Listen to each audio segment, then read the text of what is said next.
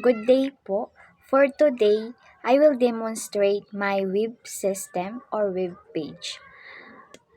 But first, you can go my registration. Users can create an account by providing their name, email, and contact details. So, here, create po tayo ng name.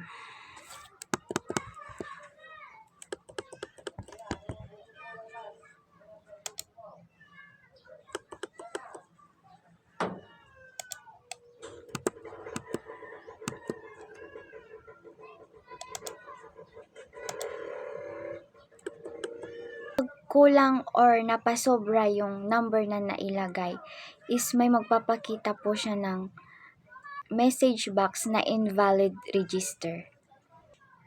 After the registration, then click the login.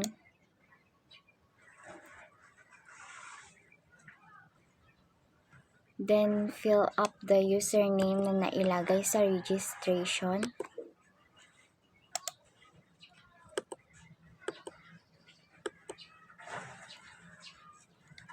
Click the button login.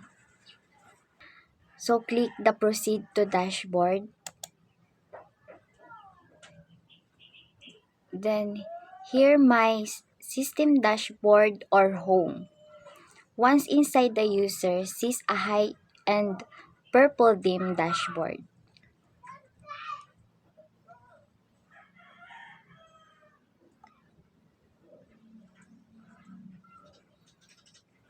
Then next is my about us or about page.